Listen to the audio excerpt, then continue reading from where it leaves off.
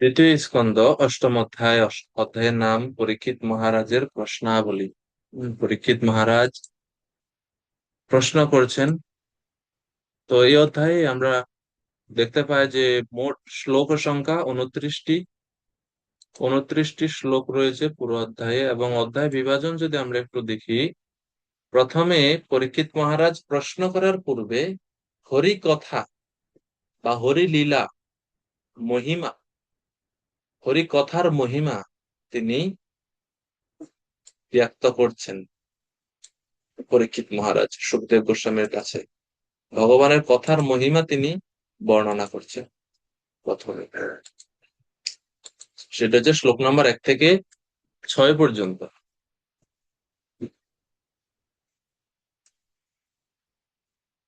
তো চ্যাট বক্সে আমি লিখে দিচ্ছি, আপনারা চাইলে এখান থেকেও লিখতে পারেন। শ্লোক নাম্বার 7 থেকে 23 পর্যন্ত পরীক্ষিত মহারাজের সব প্রশ্ন, অনেক বড় অংশ। 7 থেকে 23 সব প্রশ্ন, এবং এই প্রশ্নগুলোর উত্তর পুরো ভাগবতম। ঠিক আছে। এরপরে 24 নম্বর শ্লোক থেকে 26 নম্বর শ্লোক পর্যন্ত আবার তিনি সুখদেব গোস্বামীকে এই প্রশ্নগুলোর উত্তর দেওয়ার জন্য এবং ভগবানের লীলা বর্ণনা করার জন্য অনুপ্রাণিত করলেন, প্রশংসা করলেন। কারণ পরীক্ষিত মহারাজের প্রশ্নের উত্তর দিতে গেলেই ভগবানের লীলা বর্ণনা করতে হবে, কেননা ভগবান সম্বন্ধীয় এবং ভগবানের ভক্ত সম্বন্ধীয়ই প্রশ্ন সব। ঠিক আছে। তো 24 থেকে 26-এ আবার তিনি প্রশংসা করছেন, সুখদেব গোস্বামীকে অনুপ্রাণিত করলেন কৃষ্ণ কথা বলার জন্য। এবং সর্বশেষ অংশ 27 থেকে 29 সুত গোস্বামী তিনি আলোচনার সারাংশ অধ্যায়ের শেষে প্রদান করছেন। মানে পুরো অধ্যায়ে যা যা হয়েছে তা সারাংশ রূপে তিনি শেষ 3টি শ্লোকে 27, 28, 29-এ বর্ণনা করছেন। তো এই হচ্ছে পুরো অষ্টম অধ্যায়। ঠিক আছে। তো এই অধ্যায়ে আমরা এই জন্য দেখবো যে মানে আলোচ্য বিষয় মানে ব্যাখ্যা বিশ্লেষণের মতো অত বেশি কিছু নাই, প্রশ্ন বেশি। 7 থেকে 23 প্রশ্ন, তিনি প্রশ্ন করছেন তাই। তো চলুন আমরা শুরু করি। অধ্যায় বিভাজন আমরা দেখলাম, আমরা শুরু করছি। তো পূর্বের শ্লোকে, পূর্বের অধ্যায়ে আমরা দেখতে পাই, পূর্বের অধ্যায়ের শেষ অংশ আমরা দেখতে পাই যে ব্রহ্মাজি নারদ মুনিকে এই ভাগবত প্রচার সম্বন্ধে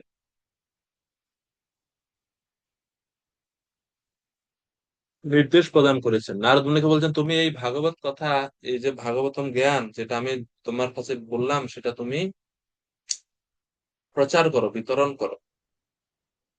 তো পরীক্ষিত মহারাজ সেই ভাগবত সম্বন্ধে জানার জন্যই এখন এতগুলো প্রশ্ন এই অধ্যায়ে করবেন। ঠিক আছে। তো প্রথম শ্লোক, রাজোবাচ ব্রহ্মণা চোদিতো ব্রহ্মन् গুণাখ্যানে অগুণস্য চ यस्मै यस्मै यथा प्राह নারদো দেবদর্শন। খুব সুন্দর। পরীক্ষিত মহারাজ জিজ্ঞেস করতেছেন, আচ্ছা ব্রহ্মা যে নারদ মুনিকে আহ ভাগবত প্রচার করার জন্য উপদেশ দিলেন, এটার কি খবর, প্রচার কেমন চলছে? নারদ মুনি কি করলেন, কিভাবে তিনি প্রচার করলেন, কি কি করলেন পরবর্তীতে ব্রহ্মার কাছ থেকে আদেশ পেয়ে, সেই সম্বন্ধে একটু বলুন। ঠিক আছে।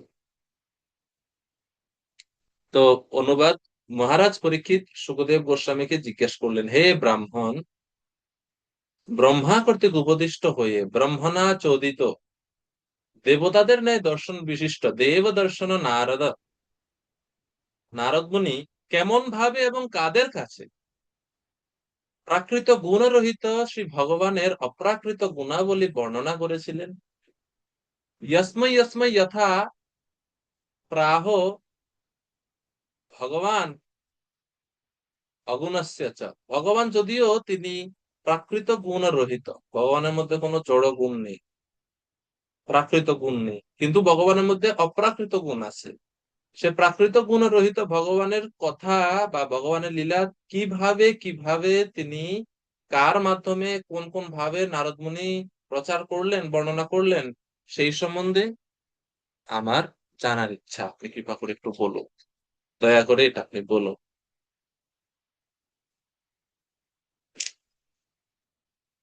তো এই প্রশ্নটা অত্যন্ত গুরুত্বপূর্ণ। এই প্রশ্নের ভিত্তিতে ভাগবতের যে উপাখ্যানগুলো আমরা পাবো, তৃতীয়, চতুর্থ, পঞ্চম, ষষ্ঠ, সপ্তম, অষ্টম, নবম স্কন্ধ পর্যন্ত, আমরা দেখব যে সব জায়গায় নারদের কথা আছে। কেননা দেবর্ষি নারদ ব্রহ্মার কাছ থেকে উপদেশ প্রাপ্ত হয়ে এখন সারা পৃথিবীতে তিনি ঘুরতেছেন, কৃষ্ণ ভবনামৃত প্রচার করছেন। এবং এই জন্য দেখবেন পুরো ভাগবতম এমন কোন সেকশন নাই যেখানে নারদ মুনির উপস্থিতি নেই। কোনো না কোনো ভাবে, কোনো না কোনো মাধ্যমে তিনি চলে আসবেন। উনি ছাড়া ভগবানের লীলা মনে হয় যেন সম্পূর্ণ না, এরকম নারদ মুনি। তো উনি প্রচার কার্যে সর্বত্র ভ্রমণ করেন, সেটা আর কি। তো এই জন্য জিজ্ঞেস করছেন যে ব্রহ্মাজির কাছ থেকে উপদেশ প্রাপ্ত হয়ে নারদ মুনি কিভাবে সে প্রচার করলেন, তা আমি জানতে চাই।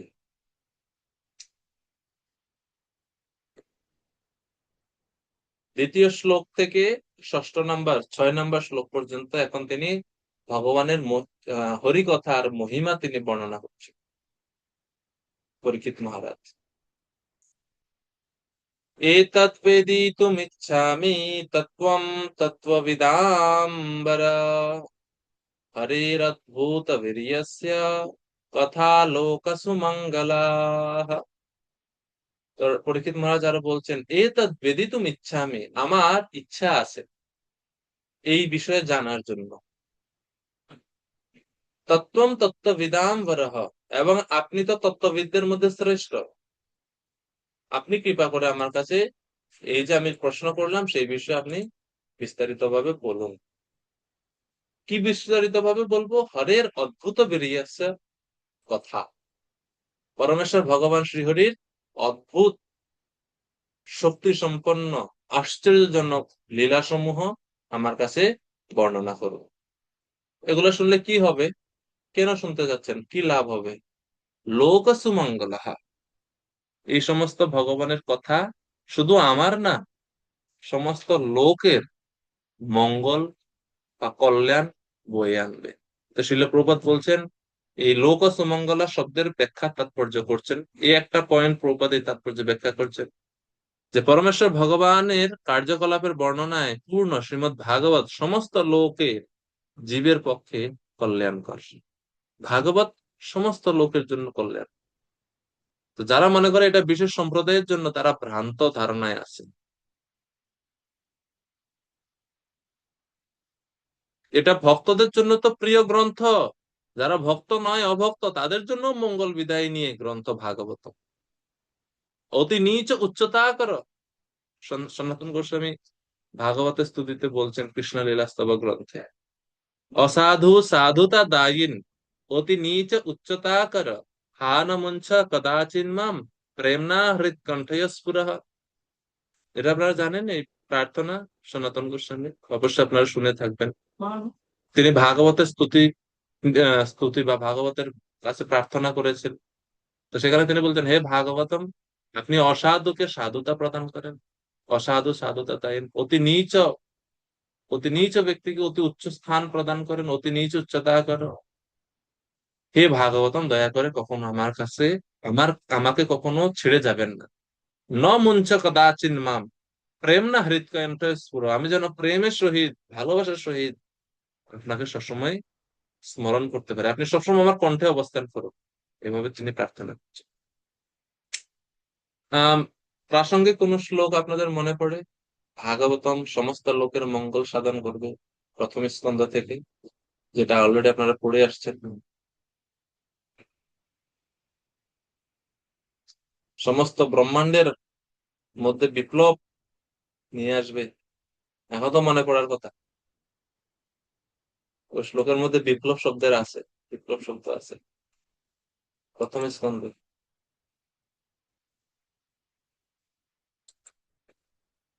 শাস্ত্র সৌম্যপ্রভু, হরে কৃষ্ণ। হরে কৃষ্ণ।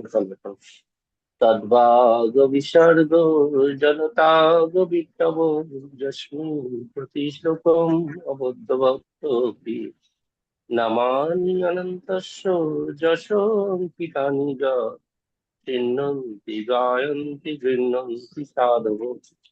तत्वाग् विसर्गो जनताग विप्लवो यस्मिन् प्रतिश्लोकमावद्वति अपि नामान्यनन्तस्य यशङ्कितानि यत् শৃণ্বন্তি গায়ন্তি গৃহণন্তি সাধব।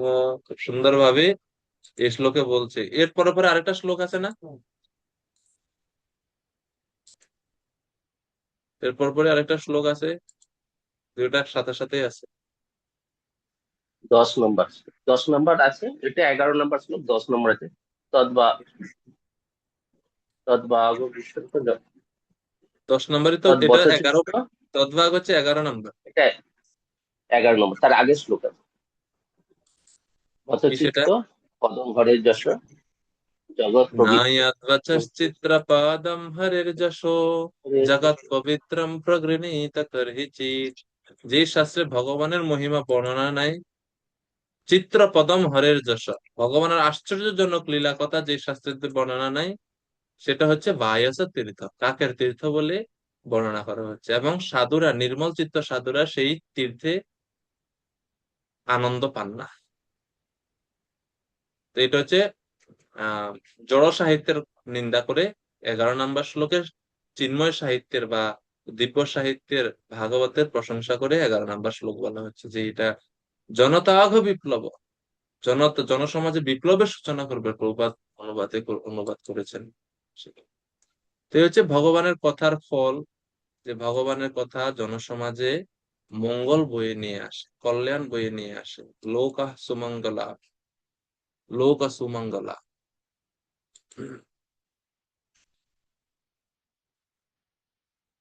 তারপরে 3 নম্বর শ্লোক,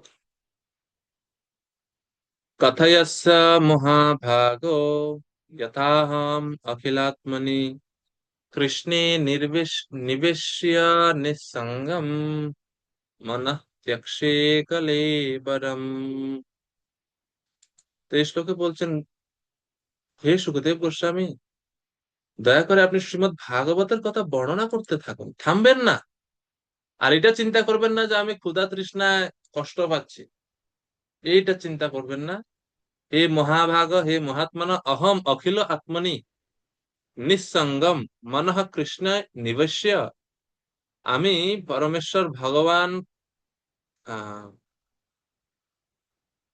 আমার মনকে আমি পরমাত্মায়, পরমেশ্বর ভগবান শ্রীকৃষ্ণকে নিবেদিত করে আমি আমার এই শরীর ত্যাগ করতে চাই। আর সেই কারণে আপনারা কৃপা করে ভগবানের কথা, শ্রীমদ্ ভাগবত কথা বর্ণনা করতে থাকুন, যেন সেই কথা শ্রবণ করতে করতে আমি আমার মনকে কৃষ্ণের প্রতি নিবদ্ধ করে, কৃষ্ণে নিবিশ্য নিঃসঙ্গ, কৃষ্ণ যখন আমাদের মন নিবদ্ধ হবে তখনই আমরা নিঃসঙ্গ বা আসক্তি থেকে, জড় গুণ থেকে মুক্ত হতে পারবো। এবং তখন আমরা প্রাণ ত্যাগ করার কালে ভগবানকে স্মরণ করে ভগবানের কাছে ফিরে যেতে পারবো। তো পরীক্ষিত মহারাজ বলছেন, আপনি কৃপা করে ভাগবত কথা বর্ণনা করতে থাকুন, থামবেন না দয়া করে। তো শ্রীমদ্ ভাগবতমে প্রথম স্কন্ধে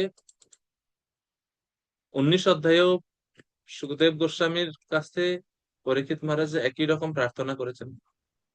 পরীক্ষিত মহারাজ, সুখদেব গোস্বামী না, উপস্থিত যারা ব্রাহ্মণরা ছিল তাদের কাছে, তম্মোপয়াতম প্রতয়ন্তু বিপ্রা গঙ্গা চ দেবী ধৃতচেত্তমীশে দ্বিজোপসৃষ্টো কুহকতক্ষকো বা ধসত্বলম গায়থ বিষ্ণু গাথা। 1:19-15, 1:19-15 সেখানে আমরা পরীক্ষিত মহারাজের ভগবানের কথা প্রতি আসক্তি, তীব্র আসক্তি আমরা দেখি। এই শ্লোকে আমরা তীব্র আসক্তি দেখতে পাচ্ছি যে আপনি হে সুখদেব গোস্বামী, আপনি কৃপা করে ভাগবত কথা বলতে থাকুন, যেন ভাগবত কথা শুনে শুনে আমি ভগবানের প্রতি আমার মনকে নিবদ্ধ করে আসক্তির সঙ্গ থেকে মুক্ত হয়ে আমি ভগবানের কাছে ফিরে যেতে পারি, এই দেহ ত্যাগ করতে পারি। আর এই 1:19-15 তিনি কি বললেন? তিনি বলছেন যে হে ব্রাহ্মণগণ, দয়া করে আপনারা আমাকে আপনাদের শরণাগত ভক্ত বলে গ্রহণ করুন, এবং মাতা গঙ্গা আমাকে ওনার শরণাগত বলে গ্রহণ করুন, কেননা আমি হৃদয় থেকে আপনাদের আশ্রয় গ্রহণ করেছি। তক্ষক আসুক, এসে আমাকে দংশন করুক, এইসব নিয়ে আমি একেবারেই চিন্তিত নয়। I only desire that you all continue singing the glorious deeds of Lord Vishnu. আপনারা ভগবানের মহিমান্বিত কার্যকলাপ আপনারা বর্ণনা করতে থাকুন, থামবেন না। এজন্য বলছে শেষ লাইনে, ধাসত্তু অলম, আমাকে ধ্বংসন করুক, গায়ত, আপনারা গান করুন, কন্টিনিউয়াসলি গান করুন, বিষ্ণু গাথা গান করুন, আপনারা থামবেন না দয়া করে। তো এইটা হচ্ছে ওনার তীব্র আকাঙ্ক্ষা ভগবানের কথা শ্রবণের প্রতি পরীক্ষিত মহারাজের আমরা দেখতে পাচ্ছি।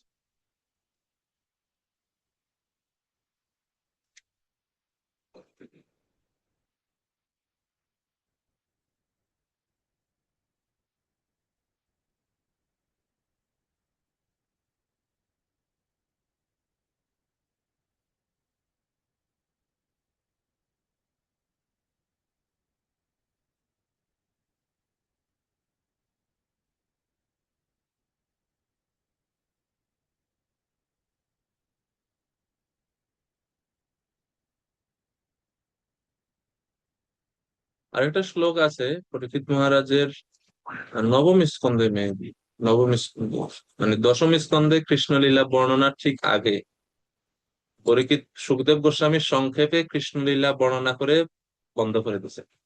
পরীক্ষিত মহারাজ বলছেন, আরে এটা কি করলেন আপনি? এই কৃষ্ণলীলা শ্রবণের জন্য এত সময় ধরে অপেক্ষা, আর কৃষ্ণলীলা আপনি অল্প শ্লোকে শেষ করে দিলেন। আপনি কি মনে করছেন যে আমি ক্ষুধা তৃষ্ণায় জর্জরিত? দয়া করে এরকম ভাববেন না। আমি আপনার কথা, আপনার মুখ নিঃসৃত অমৃত পান করে দিব্য আনন্দ অনুভব করছি। দয়া করে আপনি বিস্তারিত ভাবে কৃষ্ণলীলা বর্ণনা করুন। তারপরে গিয়ে সুখদেব গোস্বামী দশম স্কন্ধের এত বিস্তারিত কৃষ্ণলীলা আলোচনা করছে।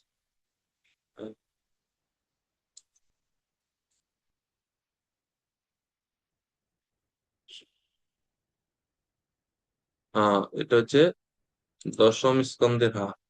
নৈষাতি দুঃসহাক শুন্মাম ত্যক্তোদামপি বাধতে পিবন্তং ত্বন্মুখাম্বোজা চ্যুতা হরিকথামৃতম। 10:1-13 এখানেও আমরা কৃষ্ণ কথা শ্রবণের আগ্রহ পরীক্ষিত মহারাজে দেখতে পাচ্ছি। 10:1-13 শ্লোক আছে সামনে। সৌম্যপ্রভু দশম স্কন্ধের প্রথম ভাগটা আছে।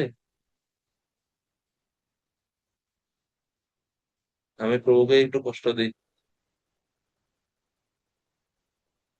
হ্যাঁ, দশম স্কন্ধের প্রথম ভাগ, প্রথম অধ্যায়ে, দশম স্কন্ধের প্রথম অধ্যায়ে 13 শ্লোক।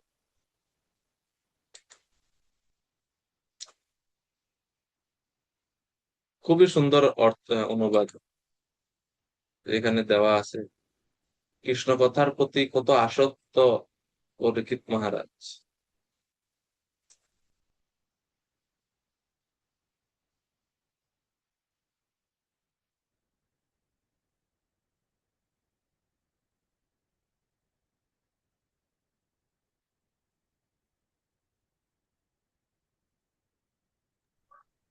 হরে কৃষ্ণ প্রভু, এটা এক নাম্বারটা নো তে আছে, মানে দ্বিতীয় যেটা, ওটা নিয়ে আসছে, ওই কাছেই কাছে আছি। অন্য কারো কাছে থাকলেও করতে পারেন যদি না না, কারো অন্য কাছে। কারো কাছে না, আমার কাছে আছে, মানে একটু ভিতরে আছে। আচ্ছা, নিয়ে আসেন, সমস্যা নাই। হ্যাঁ, ঠিক ঠিক। আচ্ছা,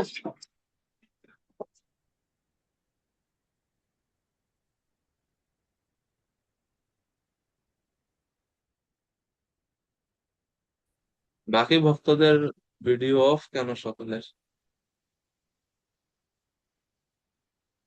অনেকের ভিডিও অফ। যাই হোক, তো প্রভু আস্তে আস্তে আমরা এই শ্লোকের তাৎপর্য থেকে একটু আলোচনা করি। শিল প্রভুপাদ তাৎপর্যে এখানে বর্ণনা করছেন, আমরা যদি জড় কলুষ থেকে মুক্ত হতে চাই, যেটা শ্লোকে বলা আছে যে কৃষ্ণ নিবেশ্য নিঃসঙ্গ, যখনই আমরা কৃষ্ণে আমাদের মনকে নিবদ্ধ করতে পারবো, মনকে স্থাপন করতে পারবো, তখনই আমরা জড় কলুষের প্রভাব থেকে মুক্ত হতে পারবো। প্রপাত উদাহরণ দিচ্ছেন, সূর্য যখন উদিত হয় অন্ধকার বিদূরিত হয়। সূর্য উদিত হওয়ার আগ পর্যন্ত আমরা অন্ধকার দূর করার জন্য বিভিন্ন পন্থা অবলম্বন করতে পারি, কিন্তু সম্পূর্ণরূপে অন্ধকার দূরীভূত হয় না। তদ্রূপ কলুষতা থেকে মুক্ত, অনর্থ থেকে মুক্ত ইত্যাদি থেকে মুক্ত হওয়ার জন্য আমাদের অন্য অনেক পন্থা থাকতে পারে, কিন্তু নিজেকে কৃষ্ণ ভাবনামৃত করাটা বা কৃষ্ণ ভাবনামৃত ভাবনায় থাকাটা হচ্ছে সবচাইতে শক্তিশালী উপায়। এরপরে পরবর্তী প্যারাগ্রাফে প্রভুপাদ বলছেন, ভাগবতম আত্মতত্ত্বজ্ঞ ব্যক্তিদের কাছ থেকে শ্রবণ করা উচিত, পেশাদারী ভাগবত পাঠকের কাছ থেকে শোনা উচিত নয়। আর সর্বশেষ অংশে প্রভুপাদ ব্যাখ্যা করছেন, মহারাজ পরীক্ষিত ইতিমধ্যে রাজ্য পরিবার সব সম্পর্ক ছিন্ন করেছে, যা হচ্ছে জড়জগতের সবচেয়ে আকর্ষণীয় বিষয়, কিন্তু তা সত্ত্বেও তিনি জড়দেহ সম্বন্ধে সচেতন ছিলেন। নিরন্তর ভগবানের সঙ্গ করার মাধ্যমে তিনি সেই বন্ধন থেকে মুক্ত হয়েছিলেন।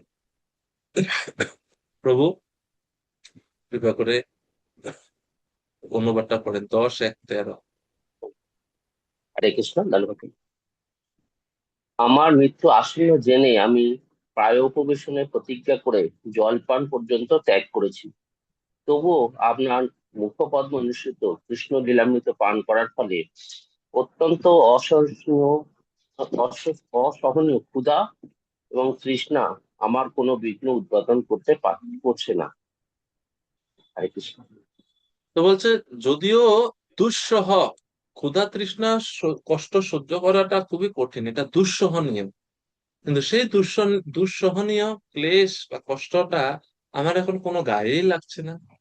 কেন? তৎ মুখাম্বুজম চ্যুতম হরিকথামৃতম, আপনার পদ্ম থেকে যে অমৃত নিঃসৃত হচ্ছে, সেই অমৃত পান করে আমি তৃপ্ত আছি, আমি তৃপ্ত অনুভব করছি। তো সেই কারণে আমি এই আসক্তি এবং এই যে কষ্টকর যে আহ, ক্ষুধা তৃষ্ণার ক্লেশ, সেটা আমি বর্জন করতে সক্ষম হই। তো এইভাবে পরীক্ষিত মহারাজের শ্রবণের প্রতি আগ্রহ আমরা 3টা শ্লোক থেকে ভাগবতে আরো আছে, এই 3টা আমরা দেখলাম। শ্লোক নাম্বার 4, তিনি আরো বলছেন, ভগবানের কথা শ্রবণের ফলে ভগবান হৃদয়ে প্রকাশিত হয়। 4 নম্বর শ্লোকে বলছে, শৃণ্যতা শ্রদ্ধয়া নিত্যম গৃহীতশ্চ সচেষ্টিতাম কালেন নাতি দীর্ঘেন ভগবান বিশতে। এই শ্লোকে বলা হচ্ছে যে ভগবান বিশতে হৃদয়, ভগবান হৃদয়ে প্রবেশ করেন বা ভগবান হৃদয়ে প্রকাশিত হন, অচিরেই প্রকাশিত হন। কালে না, ন অতি দীর্ঘে, ন অতি দীর্ঘ সময় না, অতি অল্প সময়ের মধ্যে ভগবান হৃদয়ে প্রকাশিত হন। কি করলে? কেউ যদি শৃণ্যত শ্রবণ করে, ভগবানের কথা শ্রবণ তো আমরাও করি, কিন্তু আমাদের হৃদয়ের মধ্যে তো ভগবান দেখতে পাই না আমরা। তো শর্ত দিছেন, শ্রদ্ধয়া শৃণ্যত, নিত্যম শৃণ্যত, শ্রদ্ধাযুক্ত ভাবে শ্রবণ করা, নিত্যকাল শ্রবণ করা। আর শ্রবণেই শেষ না, গৃহীতশ্চ সচেষ্টিতম, সেই শ্রবণীয় বিষয়কে যত্ন সহকারে নিজের প্রচেষ্টার দ্বারা জীবনে প্রয়োগ করার চেষ্টা করতে হবে। তাহলেই ভগবান অতি অল্প সময়ের মধ্যে হৃদয়ে প্রবেশ করবেন। তো এই যে গৃহীতশ্চ সচেষ্টিতম, এই শব্দ দ্বারা বৈদিক ভক্তিকে বা বৈদিক সাধন ভক্তিকে ইঙ্গিত করা হচ্ছে। তো ভক্তকে সাধনা করতে হবে, চেষ্টা করতে হবে, তাহলে শ্রবণ কীর্তন করতে হবে, তাহলে ভগবান হৃদয়ে প্রবেশ করবে। নাহলে শুধু শুনলে ভগবান হৃদয়ে প্রবেশ করবেন, দেরি আছে। কিন্তু কেউ যদি র্যাপিড, খুব দ্রুত চায়, তাহলে কাজ হচ্ছে এটা, শ্রবণ করতে হবে এবং জীবনে সেটা প্রয়োগ করতে হবে, তাহলে ভগবান অতি শীঘ্রই ভক্তের হৃদয়ে নিজেকে প্রকাশিত করবেন।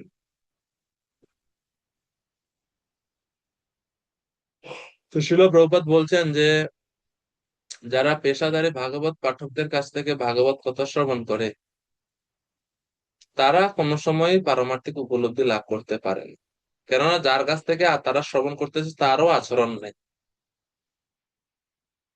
শাস্ত্র শিক্ষার 4টা স্তর আছে: অধীত, বোধ, আচরণ, প্রচারণ।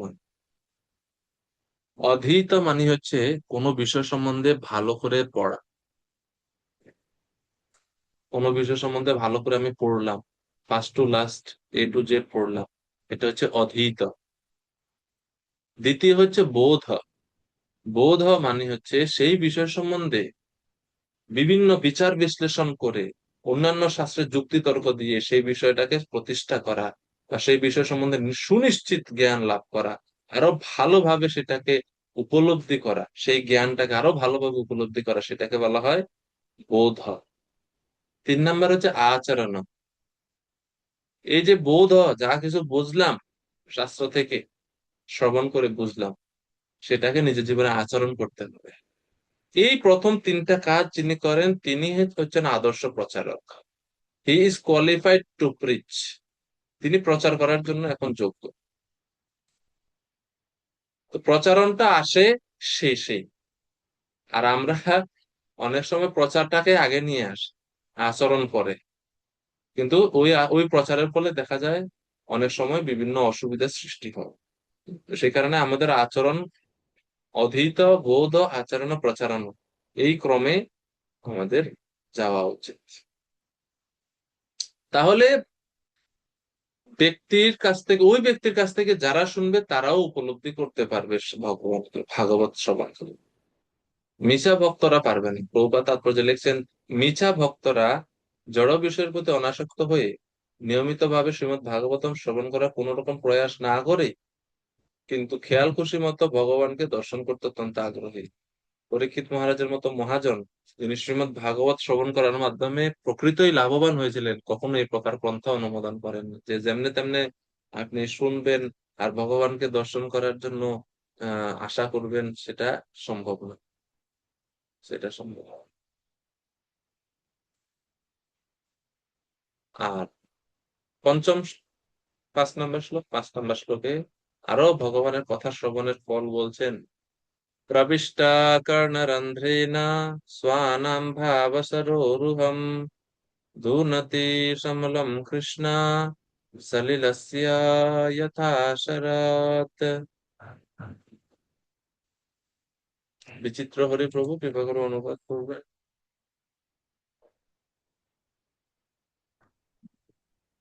হরে কৃষ্ণ।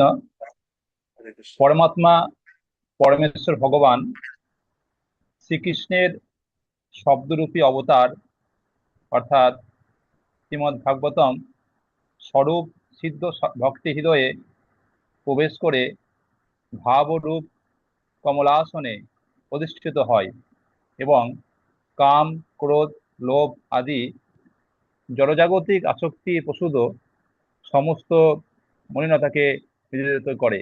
ঠিক যেমন শরৎ ঋতুর আগমনে কর্দমাক্ত জলাশয়ের মলিনতা সম্পূর্ণরূপে বিনষ্ট হয়ে যায়। হরে কৃষ্ণ। যখন আগের শ্লোকে বলছে যে ভগবান ভক্তের হৃদয়ে প্রবেশ করে, ভগবান বিশ্বতের রীতি আগের শ্লোকে বলা হলো না? এখন বলছে ভগবান হৃদয়ে প্রবেশ করে কি করেন, পরবর্তী কাজটা কি? ভগবানকে হৃদয়ে প্রবেশ করে ঘুমায় যায়, যোগ নিদ্রা শায়িত হয়ে যায়? 5 নম্বর শ্লোকে এখন তিনি বলছেন না না, প্রবিষ্টা কর্ণরন্ধ্রে না, তিনি আমাদের কর্ণরন্ধ্র, আমাদের কান দিয়ে প্রবেশ করেন। প্রবেশ করে কি করেন? স্বানাম ভাব সরোরুহম। স্বানাম মানে তার যারা ভক্তরা, নিজের ভক্তগণ, প্রিয় ভক্তগণ, তাদের ভাব রূপ, হৃদয়, হৃদয়ের যে ভাব, সেই ভাব রূপ স্থান দখল করেন ভগবান। ভাবরূপ কমলা আসনে অধিষ্ঠিত হন, হয়ে কি করেন? ভগবান কাজ করা শুরু করেন। কি কাজ? পরিষ্কারের কাজ। ভগবান দেখতেছেন, আরে এই তোমার হৃদয়টা অনেক নোংরা, জন্ম জন্মান্তর ধরে অনেক কিছু অশুদ্ধতা এখানে জমা আছে, এগুলো কেন পরিষ্কার করছো না? তো ভগবান নিজে ব্রাশ নিয়ে জল দিয়ে ওই হৃদয় পরিষ্কার করা শুরু করেন। ধুনতি সমলম কৃষ্ণ সলিলস্য যথা শরৎ। ভগবান ভক্তের হৃদয়ে যে সমলম, কাম ক্রোধ ষড়রিপু, সেগুলোকে ধুনতি, ধুয়ে মুছে নির্মল করে দেন। নির্মল করে দেন, পরিষ্কার করে দেন। কিরকম পরিষ্কার করেন? শরৎকালে যেরকম জলাশয়গুলো উপরের জল খুব পরিষ্কার হয়ে যায়, বর্ষাকালে কাদা থাকে, কিন্তু শরৎকাল আসতে আসতে সব কাদা নিচে বসে যায়, শুদ্ধ জল, পরিষ্কার জল হয়। সেই রকম ভক্তের হৃদয়ও নির্মল হয়ে ওঠে। এই হচ্ছে ভগবানের কথা শ্রবণের ফল। কেননা ভগবান ভক্তের কথা, ভগবান ভগবানের কথা যখন ভক্ত শ্রবণ করে, সেই কথার মাধ্যমে ভগবান ভক্তদের হৃদয়ে প্রবেশ করে, এবং এইভাবে ভক্ত হৃদয়ের কলুষতা থেকে মুক্ত হতে পারে। তো শ্রীল প্রভুপাদ বলছেন, কথিত হয় যে ভগবানের একজন শুদ্ধ ভক্ত এই পৃথিবীর সমস্ত পতিত জীবদের উদ্ধার করতে পারে। তাই যারা প্রকৃতই নারদ মুনি অথবা সুখদেব গোস্বামীর মতো শুদ্ধ ভক্তের বিশ্বাসভাজন হয়েছেন এবং তার গুরুদেবের শক্তিতেও আবিষ্ট হয়েছেন, ঠিক যেমন নারদ মুনি ব্রহ্মাজি কর্তৃক হয়েছিলেন, তিনি যে কেবল নিজেই মায়ার বন্ধন থেকে নিজেকেই মায়ার বন্ধন থেকে মুক্ত করতে পারেন তা নয়, তিনি তিনি তার বিশুদ্ধ এবং শক্তি সম্পন্ন ভক্তির প্রভাবে সমগ্র জগৎ উদ্ধার করতে পারেন। তো শিল প্রভুপাদ এর মনোভাব আমরা এখান থেকে দেখতে পাচ্ছি। শিল প্রভুপাদ আসলে পরোক্ষভাবে এই কৃষ্ণ ভাবনামৃতের বা এই ইসকন সোসাইটির কথা এবং ওনার নিজের কথাই এখানে ব্যক্ত করছেন, যে যদি ভক্তরা চায় তাহলে বদ্ধজীবদের উদ্ধার সম্ভব। এবং একজন মহাভাগবত ভক্ত তিনি শুধুমাত্র নিজেকেই উদ্ধার করতে সমর্থ যে এরকম না, তিনি চাইলে পুরো ব্রহ্মাণ্ডকে উদ্ধার করতে পারেন। ব্রহ্মাণ্ড তারিতে শক্তি ধরে জনে জনে, শাস্ত্রেতে আমরা দেখতে পাই। এরপরে প্রভুপাদ সেই শরৎ ঋতুর জলাশয়ের বর্ণনা এখানে দিয়েছেন, যে কিভাবে বর্ষাকালে তো বৃষ্টি হয়, সব জায়গার মাটি সব মিশে জলাশয়গুলো কাদা বা ঘোলা হয়ে থাকে, কিন্তু শরৎকাল আস্তে আস্তে সবকিছু মাটি সেটেল হয়ে যায় নিচে, উপরের নির্মল জল ভাসে। সেরকম ভক্ত যখন ভগবানের কথা শ্রবণ করে, শ্রবণ কীর্তন রূপী জল সিঞ্চন করে, তার মাধ্যমে হৃদয়ও পবিত্র হয়, এবং তখন ভক্ত ভগবানকে হৃদয় অনুভব করতে শুরু করে। ধুনতি সমলম কৃষ্ণ সলিলস্য যথাশর।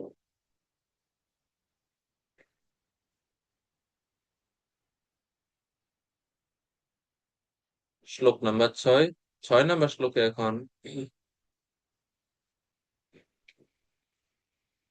পরীক্ষিত মহারাজ বলছেন যে এই ভক্ত, যিনি ভগবানকে হৃদয়ে অনুভব করেছেন, তিনি কখনো ভগবানের চরণ কমল ছেড়ে অন্য কোথাও যেতে পারেন। ধৌতাত্মা পুরুষ কৃষ্ণ পাদমূলম ন মুঞ্চতি, মুক্ত সর্ব পরিক্লেশা পান্থ স্বশরণম যথা। কখনো পারে না। কি পারে না? ধৌত আত্মা পুরুষ, যে সমস্ত পুরুষ বা জীবের হৃদয় নির্মল হয়েছে, ধৌত আত্মা, আত্মা ধৌত হয়ে গেছে, পরিষ্কার হয়ে গেছে, নির্মল হয়ে গেছে, তিনি কৃষ্ণ পাদমূলম ন মুঞ্চতি, কখনো ভগবান শ্রীকৃষ্ণের চরণ কমলের আশ্রয় পরিত্যাগ করতে পারেন না। কেননা সেখানে তিনি পরম তৃপ্তি লাভ করেন। ঠিক যেমন উদাহরণ দিচ্ছে, পান্থা স্বশরণম যথা, কোন পথিক, কোন ব্যক্তি দীর্ঘকাল, দীর্ঘ সময় ধরে ক্লেশ, অনেক কষ্টকর রাস্তা জার্নি করে যখন তার নিজের ঘরে এসে পৌঁছান, তখন মনের মধ্যে একটা শান্তি। হ্যাঁ, বলি না, আপনার অনেক সময় হয় না, আপনি আপনার নিজ বাড়ি থেকে বের হলেন, কোথাও কোথাও দূর দেশে যাওয়ার জন্য বের হলেন, 1 সপ্তাহ পরে আপনার বাড়িতে ফিরলেন, নিজের বাড়িতে ফিরলে মনে হচ্ছে যেন আলাদা একটা প্রশান্তি কাজ করে, তাই না? নিজের বাড়িতে আসলাম। হ্যাঁ, তো সেই রকম, যেহেতু এই জীব সে ভগবানকে উপলব্ধি করেছে, ভগবানকে অনুভব করেছে, কখনো সে ভগবানকে ত্যাগ করেন না।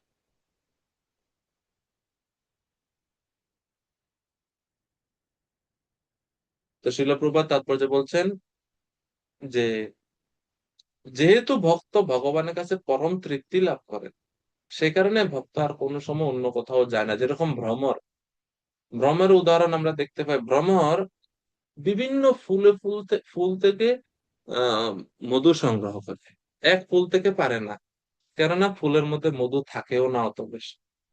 কিন্তু যখন ভ্রমর ঘুরতে ঘুরতে ঘুরতে যদি কোনো সময় পারিজাত বৃক্ষের সন্ধান পায়, সেই ফুল থেকে কখনো ভ্রমর সরতে চায় না।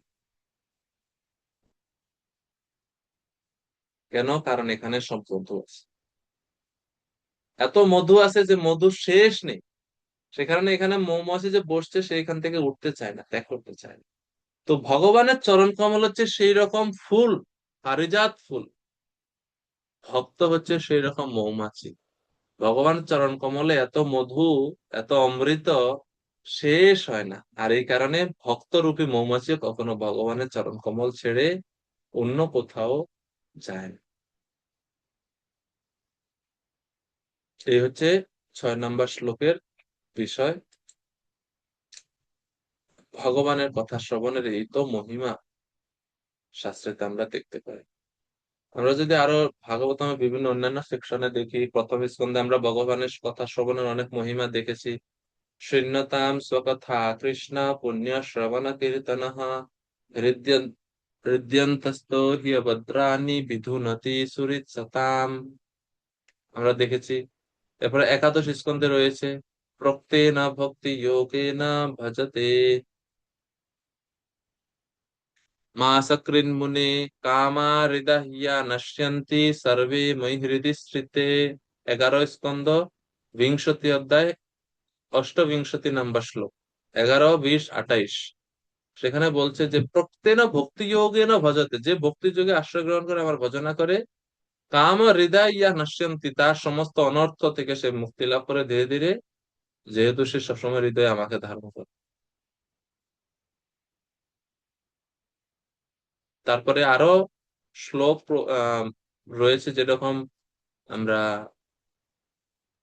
পঞ্চঅধ্যায়, রাস পঞ্চঅধ্যায়ের বর্ণনার পরে শেষ শ্লোকে সেখানে সুখদেব গোস্বামী বলছেন বিক্রীড়িতম ব্রজবধূ বিরিতাম চ বিষ্ণু শ্রদ্ধান্বিতানুশৃণুয়াত বর্ণয়েত্যা ভক্তিম পরাম ভগবতী প্রতিলভ্য কামম।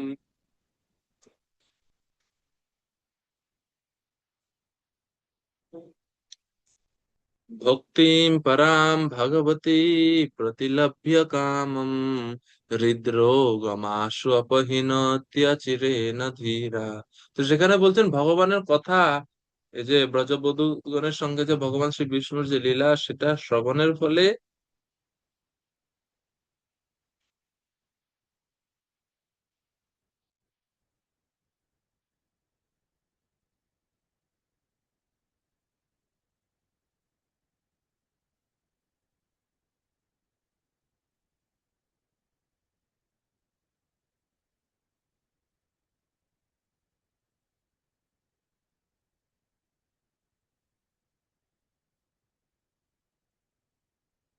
হরে কৃষ্ণ। তো ভগবানের কথা শ্রবণের ফলে ভক্তিম পরাম ভগবতী, ভগবানের প্রতি অহৈতুকী ভক্তি আমরা লাভ করতে পারবো। এবং হৃদরোগ, আমাদের হৃদয়ে যে যে ভব রোগ আছে, হৃদরোগম আশু অপহীনতি, হৃদরোগ ধীরে ধীরে আমাদের হৃদয় থেকে দূরে সরে যাবে। কৃষ্ণ কথা শ্রবণের এভাবে ভাগবতের বিভিন্ন স্থান ভগবানের কথা শ্রবণের মাহাত্ম্য বর্ণনা করা হয়েছে। এখন এই পর্যায়ে এসে আপনাদের হোমওয়ার্ক, একটা কাজ এখন করতে হবে। সেটা হচ্ছে শ্লোক নাম্বার আহ মোটামুটি 2 নম্বর শ্লোক থেকে 3 নম্বর শ্লোক থেকে, শ্লোক নাম্বার 3 থেকে 6 পর্যন্ত পরীক্ষিত মহারাজ ভগবানের কথা শ্রবণের, ভগবানের লীলার মহিমা বর্ণনা করেছে। তো এখন পয়েন্ট করে একটু কৃপা করে লিখবেন আপনারা এই শ্লোক 3 থেকে 6 পর্যন্ত। ভগবানের কথা শ্রবণের ফল, কয়টা ফলের কথা আমরা এই 3টা শ্লোকে পাই?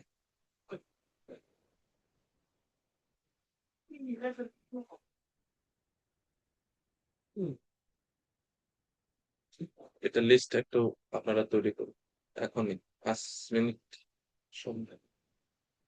কি কি মানে ভগবানের কথা শ্রবণ করলে কি কি লাভ, কি কি উপকার, কোন কোন শ্লোকে কি কি উপকারের কথা, কয়টা উপকারের কথা পেলাম? হ্যাঁ, প্রদীপ নাথ প্রভু বলুন।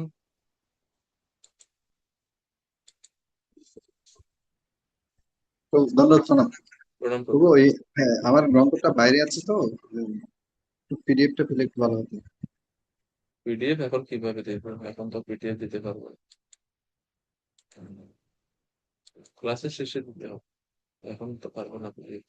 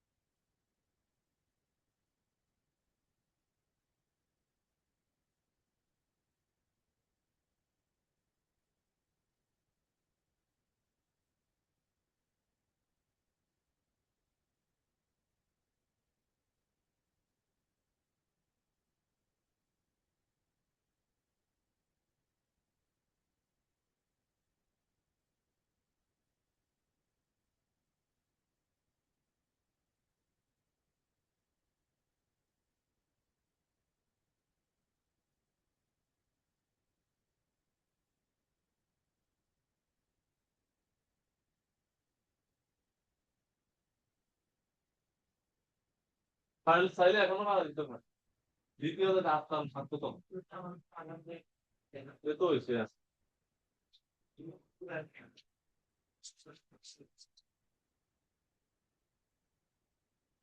কৃষ্ণ হয়েছে কারো?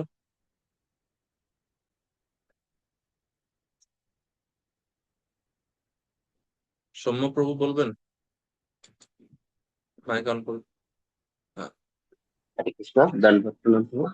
প্রভু, আমি 5টা পয়েন্ট করেছি যে ভগবানের কথা শ্রবণ করার ফলে জড়গুণ থেকে সম্পূর্ণভাবে মুক্ত হওয়া যায়। ভগবানের ভগবানের মন নিবেশ করে কোন শ্লোকে আছে এটা? জ- জড়গুণ থেকে মুক্ত হওয়া যায় কোন এক- শ্লোক? 3 নাম্বার শ্লোক। 3 নম্বর শ্লোকে। শ্লোকে কি বলা হচ্ছে? হ্যাঁ, আমরা একটু দেখি, একটু শ্লোকের সব শ্লোকাংশ সহ একটু দেখি। কৃষ্ণে নিবেশ্য নিঃসঙ্গ, তাই না? হ্যাঁ, কৃষ্ণের ভগবান নিজস্ব অনুষ্ঠান। নিঃসঙ্গ, কারণ হ্যাঁ, এরপরে আর পরবর্তী আর গুণটা কি? আছে মনস্থে কলেবরম। অন্তিম সময়ে কলেবর ত্যাগ করার সময় ভগবানের স্মরণ করে কলেবর ত্যাগ করতে পারবে। তাহলে ভগবানের কথা শ্রবণের ফলে অন্তের সময় ভগবানকে স্মরণ হয়, অন্তে নারায়ণ স্মৃতি, অন্তে এটা নারায়ণ বলতে স্মৃতি। আচ্ছা, তো দুইটা হলো। এটা আর এটা হচ্ছে 3 নম্বর। আর 4 নম্বর শ্লোক থেকে করেছে যে কালেন নাতি দীর্ঘন ভগবান বিশতে ইতি, মানে অতি অল্প সময়ে ভগবান হৃদয়ে প্রবেশ করেন, আহ, ভগবান আমাদের হৃদয়ে প্রকাশিত হন। প্রকাশিত হয়। হ্যাঁ, আর এরপরে ভক্ত হৃদয়ে তারপরে শ্লোকে দেখছি যে ভক্ত হৃদয়ে প্রবেশ করে ভগবান ভাবরূপ কমলাসনে আবির্ভূত হন। এটা হচ্ছে যে correct. ভাব ও সরোরুহম, কর্ণরন্ধ্রের ভিতর দিকে ভাব ও সরোরুহম। আর তারপরে দিয়েছি যে গুণতি সমলং কৃষ্ণ, কাম ক্রোধ ধৌত করেন, হৃদয়কে শুদ্ধ করেন, ভক্তের হৃদয়কে শুদ্ধ করেন। হৃদয়কে শুদ্ধ করেন। আর আর আছে কি? আর এটা 6 থেকে আরো পাইছেন আছে, কেন? 6 নম্বর আছে। 6 নম্বর, ধৌতাত্মা পুরুষ কৃষ্ণ পাদম,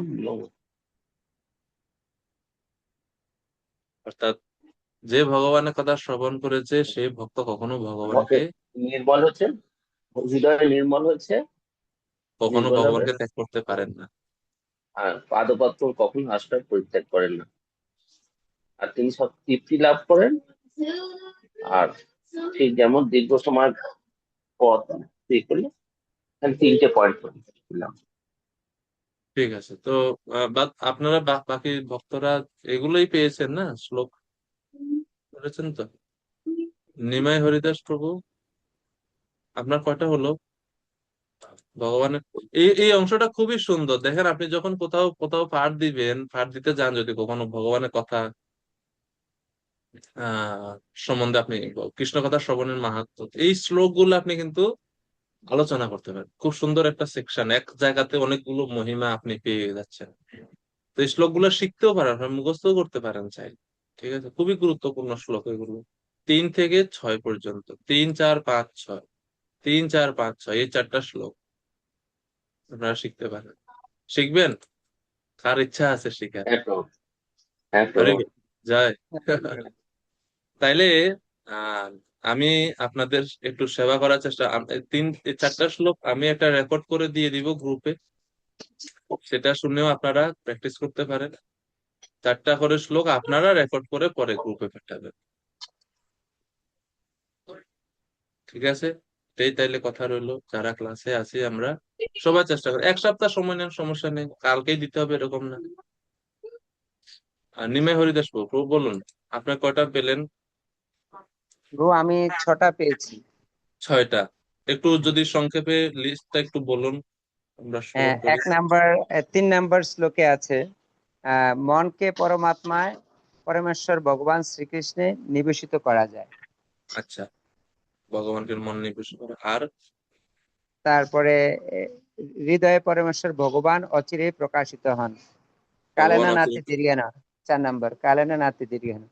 হুম, এরপরে তারপরে ভাবরূপ কমলাসনে অধিষ্ঠিত হন ভগবান। আরেক- তারপরে কাম কাম ক্রোধ লোভ আদি জড়জাগতিক আসক্তি রূপ মলিনতা দূর করে। তারপর তিনি কখনো ভগবানের পাদবদ্ধ পরিত্যাগ করেন না। এটা কোনো হচ্ছে দৌতাত্মা পুরুষম কৃষ্ণ পাদমূলম ন মুঞ্চতি। এবং পরেরটা হচ্ছে মুক্ত সর্বপরি ক্লেশ পান্থ সশরণম যথা, তিনি পূর্ণরূপে তৃপ্ত হন, ঠিক যেরকম পথিক তার গৃহে ফিরে এসে তিনি পূর্ণ শান্তি লাভ করেন। তো পথিক তার গৃহে ফিরে আসা মানে ভক্ত ভগবানের আশ্রয় লাভ করে। এবং ভগবানের আশ্রয় যখন ভক্ত লাভ করে, তো সেটা হচ্ছে তার নিজের আলয়, তো নিজের ঘর না, সেটা বোঝানো হচ্ছে। খুব সুন্দর, ধন্যবাদ নিমাই হরিদাস প্রভুজি। এখন পরীক্ষিত মহারাজের প্রশ্ন 7 নাম্বার থেকে 23 পর্যন্ত শুরু হবে আলোচনা, বর্ণনা। শ্লোক নাম্বার 7 থেকে শ্লোক নাম্বার 23 পর্যন্ত। এখন একজন ভক্তের সাহায্য দরকার, যিনি কষ্ট করে এই শ্লোকগুলোর অনুবাদ আমরা সবগুলো শ্লোক পড়বো না, অনুবাদ পড়ে পড়ে যাবে। আমরা অনুবাদ করব, অনুবাদ পড়ে পড়ে যাবে এবং আপনি অনুবাদ পড়বেন। আমি সাথে সাথে এই প্রশ্নগুলোর উত্তর কোথায় পাওয়া যাবে শ্রীমদ্ ভাগবতম সেটা আমি বলবো। ঠিক আছে? তাইলে মনে হয় যে আমরা এই সেকশনটা তাড়াতাড়ি একটু কভার করতে পারবো। এর আগে, প্রশ্ন শ্রবণ করার আগে প্রশ্নের কিছু ডিভিশন আছে, আমরা এটা একটু আলোচনা করার চেষ্টা করি। শ্লোক নাম্বার 7 থেকে 11 নম্বর শ্লোক পর্যন্ত যে প্রশ্নগুলো করবেন সেই প্রশ্নগুলো হচ্ছে জীব এবং ঈশ্বর সম্বন্ধীয় প্রশ্ন। শ্লোক নম্বর 7 থেকে শ্লোক 11 পর্যন্ত যে প্রশ্ন পরীক্ষিত মহারাজ করবেন এগুলো হচ্ছে কি সম্বন্ধীয় প্রশ্ন? জীব সম্বন্ধী এবং ঈশ্বর সম্বন্ধী, মানে লিভিং এন্টিটি, জীব সম্বন্ধে, জীবাত্মা সম্বন্ধে এবং ভগবান সম্বন্ধে প্রশ্ন করছে 7 থেকে 11 পর্যন্ত। 12, 13, 14, 12 থেকে 14 এই শ্লোকগুলোতে কাল এবং কর্ম সম্বন্ধে প্রশ্ন করছেন পরীক্ষিত মহারাজ। কাল এবং কর্ম সম্বন্ধে প্রশ্ন করছেন।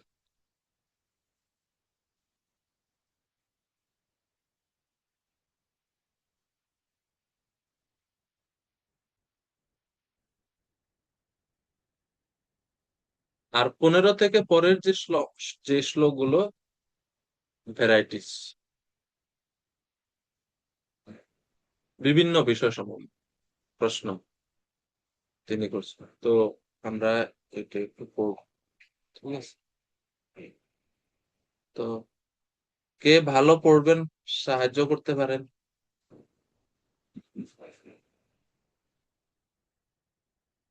সুললিত কণ্ঠের অধিকারী গৌর চৈতন্য প্রভু। হরে কৃষ্ণ প্রভু, ধন্যবাদ, প্রণাম। খুব দুঃখিত, আমি আমার বাড়িতে গেস্ট এসেছিল, ওই জন্য দেরি হয়ে গেল ক্লাসে আসতে। না, সমস্যা ঠিক নাই। আছে, আমি পড়ছি প্রভু।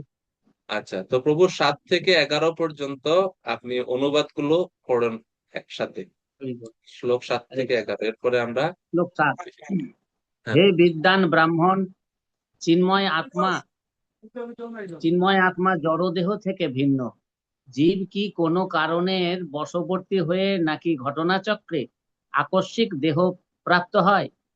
আপনি তা জানেন, তাই আপনি দয়া করে আমাকে তা বলুন। শ্লোক নাম্বার 8।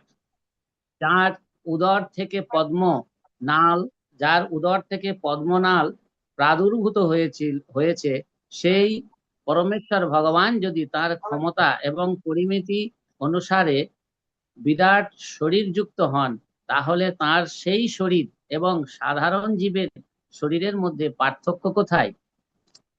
শ্লোক 9। যার জন্ম কোনো জড় উৎস থেকে হয়নি, পক্ষান্তরে ভগবানের নাভি থেকে উদ্ভূত কমল থেকে হয়েছে, এবং সেই সূত্রে যিনি জন্মরহিত, সেই ব্রহ্মা জড়জগতের সমস্ত প্রাণী সমূহের স্রষ্টা। ভগবানের কৃপায় সেই ব্রহ্মা তাকে দর্শন করতে সক্ষম হয়েছেন। শ্লোক নাম্বার 10। কৃপা করে আপনি সেই পরমেশ্বর ভগবানের কথা বলুন, যিনি পরমাত্মা রূপে সকলের হৃদয়ে বিরাজ করেন এবং যিনি সমস্ত শক্তির ঈশ্বর হলেও বহিরঙ্গা মায়া শক্তি যাকে স্পর্শ করতে পারে না। শ্লোক নাম্বার 11।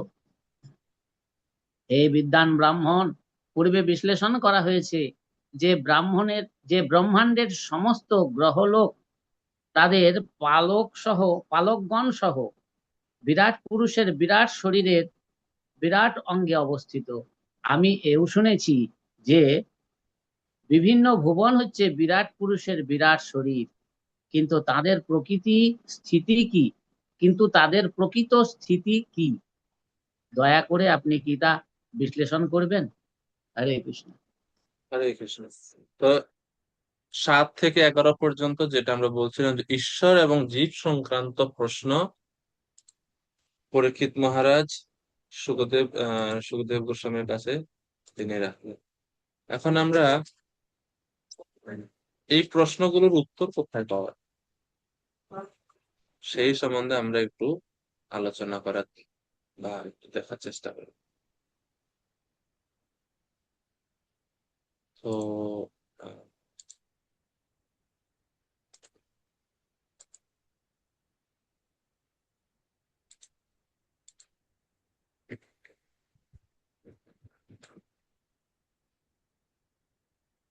আহ, দেখতে পাচ্ছেন এটা আপনারা? আশা করি দেখতে পাচ্ছেন। শ্লোক নাম্বার 7-এর প্রশ্ন সংখ্যা আমরা সামারি আকারে প্রশ্ন ছিল, জীব যিনি আধ্যাত্মিক তিনি কিভাবে জড়দেহ প্রাপ্ত হন? জীব তো চিন্ময়, আধ্যাত্মিক চিন্ময়, কিভাবে সে জড়দেহ প্রাপ্ত হলো, এই প্রশ্ন। এখন এই নিয়ে উত্তর কোথায় পাওয়া যাবে? তো এই পাশে হচ্ছে উত্তর। উত্তর কোথায় পাওয়া যাবে? তো এই হচ্ছে উত্তর। উত্তরের নির্দেশিকা, উত্তর পাওয়া যেতে পারে এখানে দ্বিতীয় স্কন্ধের 9ম অধ্যায়ের 1 থেকে 3 নম্বর শ্লোকে, তৃতীয় স্কন্ধের 7ম অধ্যায়ের 10 থেকে 12 নম্বর শ্লোকে। এবং আরেকটা জিনিস বলতে ভুলে গেছি, এইখানে পরীক্ষিত মহারাজ যে প্রশ্নগুলো করছেন সুখদেব গোস্বামীকে, প্রায় একই রকম প্রশ্ন বিদুর জিজ্ঞেস করেছিলেন মৈত্র ঋষিকে। ঠিক আছে? তো সুখদেব গোস্বামী মহারাজ সে বিদুর মৈত্র ঋষির সংবাদ উল্লেখ করে পরীক্ষিত মহারাজের উত্তরও প্রদান করবে।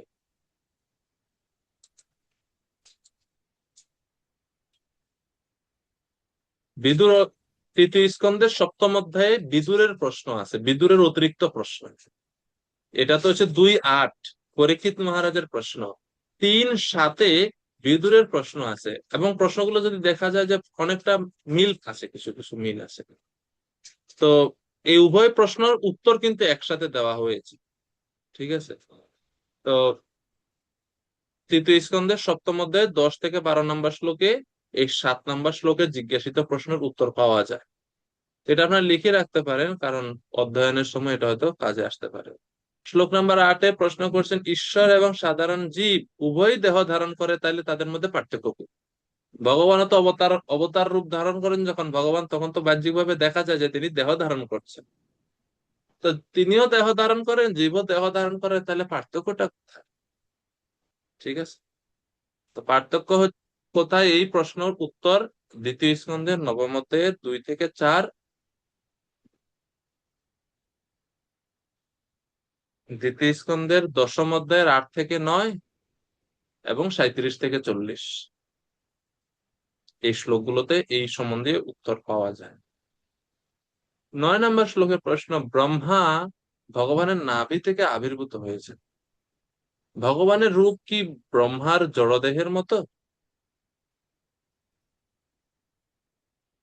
নাকি ভিন্ন?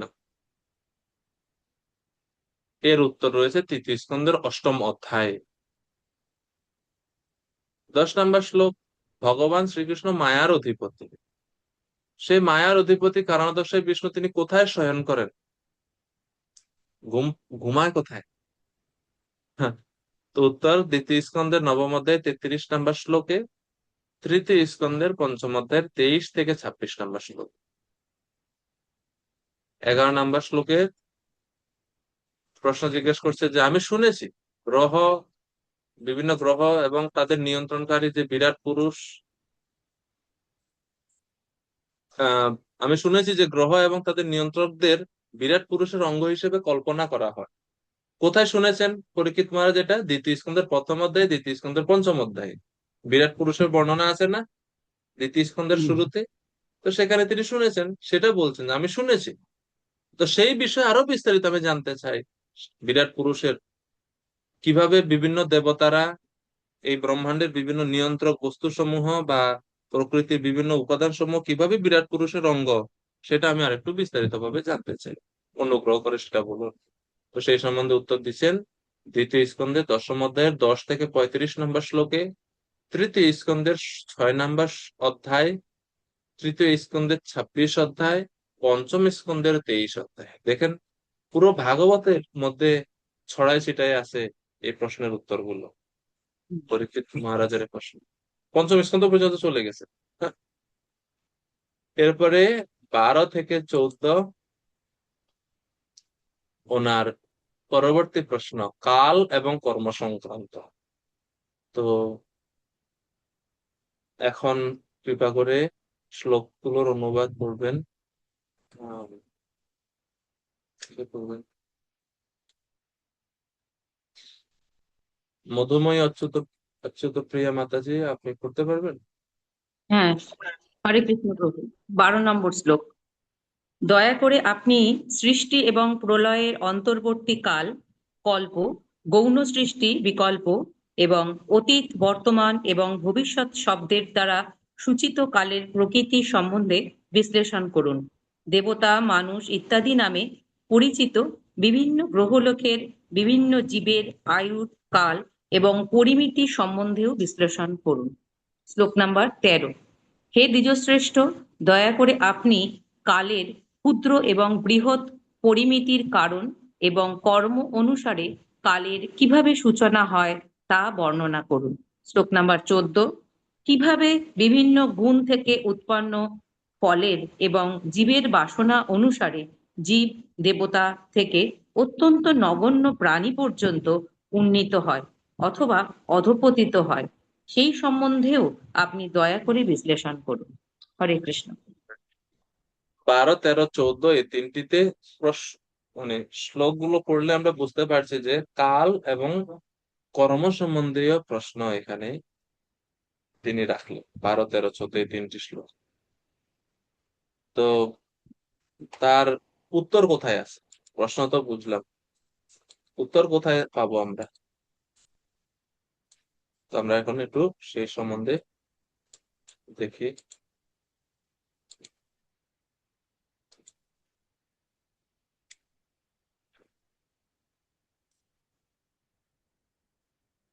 তো 12 নম্বর শ্লোকে 3টা প্রশ্ন তিনি করলেন। 12 নম্বর শ্লোকে পরীক্ষিত মহারাজের প্রশ্ন 3টা, শ্লোক একটা কিন্তু প্রশ্ন এখানে 3টা দেওয়া আছে। 3টা বিষয় তিনি জিজ্ঞেস করেছেন। কি কি? কল্প এবং বিকল্প সম্বন্ধে বলুন। কল্প মানে হচ্ছে সৃষ্টি, বিকল্প মানে হচ্ছে বিসর্গ। কল্প মানে হচ্ছে স্বর্গ, বিকল্প মানে হচ্ছে বিসর্গ, কল্পের উপবিভাগ। তো কল্প বিকল্প সম্বন্ধে বলুন, এর উত্তর ভগবান উত্তর দিবেন বা ব্রহ্মাজি উত্তর দিবেন, শ্রী সুখদেব গোস্বামী উত্তর দিবেন 2য় স্কন্ধের 10ম অধ্যায়ে 46 নম্বর শ্লোকে